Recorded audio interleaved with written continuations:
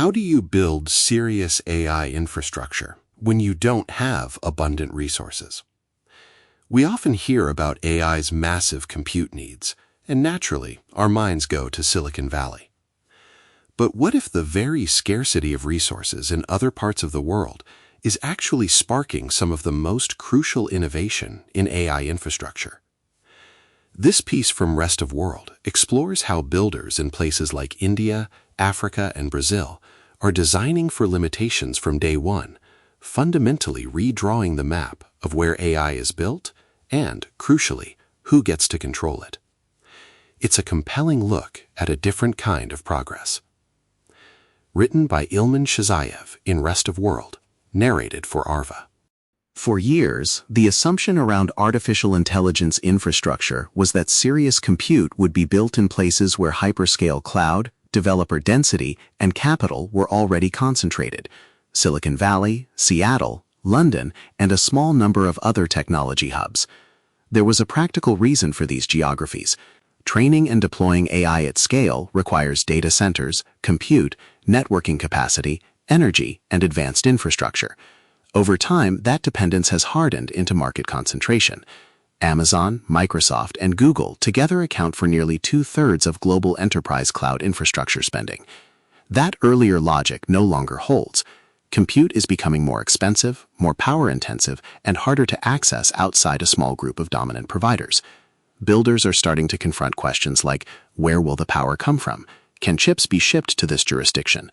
Whose laws apply to the data once it moves? Those questions are increasingly being answered outside Silicon Valley. What scarcity teaches. In established cloud markets, the default answer to rising AI demand is to add more capacity through larger cloud contracts, denser data center build-out, and deeper dependence on the same centralized stack.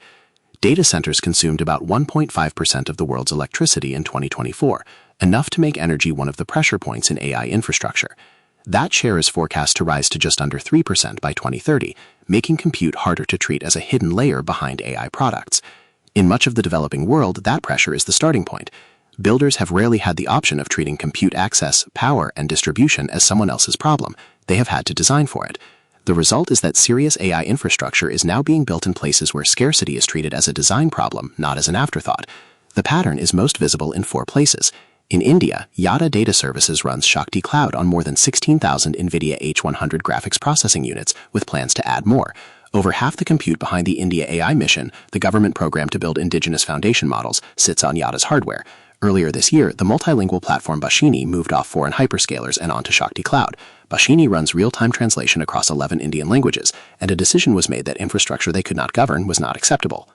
In Africa, Cassava Technologies, founded by Zimbabwean entrepreneur Strive Masiyiwa, is deploying 12,000 NVIDIA GPUs across data centers in South Africa, Egypt, Kenya, Morocco, and Nigeria. Cassava is the first NVIDIA cloud partner on the continent. Before this build-out, NVIDIA estimated that roughly 80 of its GPUs were installed across the African continent. The constraint was not only pricing, it was the absence of advanced silicon. Cassava's response is a pan-African network running on its own fiber backbone, so that African startups, researchers, and governments do not have to route through Europe or the US to train and deploy AI. In Brazil, the government's Sovereign AI project reserves 500 megawatts for a sovereign AI factory in Piauí, powered entirely by renewable energy. Scala Data Centers is its lead infrastructure partner. Brazil has committed to attracting up to $370 billion in data center investment over the next decade, tied to tax incentives for projects sourcing 100% renewable power. Roughly 65% of Brazilian data is still stored abroad. The wager is that abundant hydroelectric and solar power will give Brazil a cleaner starting point for sovereign compute than markets where data center power still leans heavily on gas or coal. The United Arab Emirates is taking the most expensive route. Core 42, part of the G42 group, sells inference capacity on a mix of NVIDIA and Qualcomm chips, and the country has committed, with the U.S., to a 10-square-mile, 5-gigawatt AI campus that should be partially operational by the end of the decade.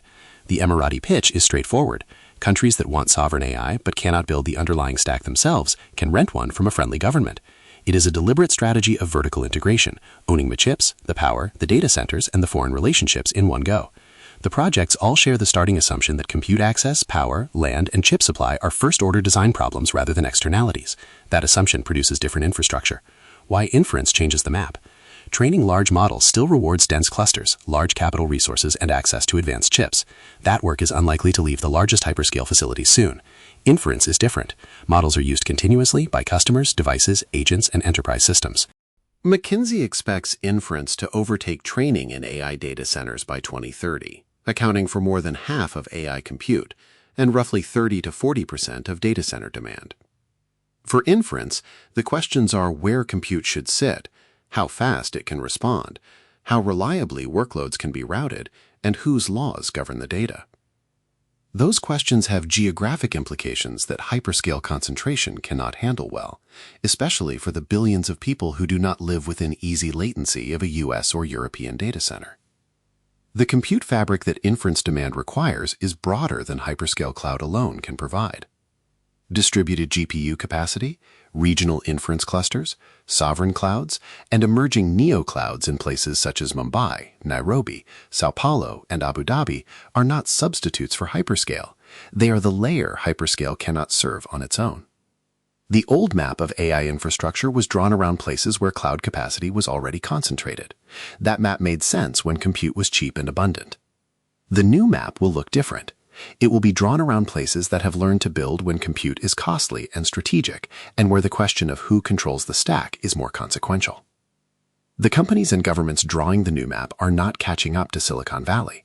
They arrived at the problem first because they had to.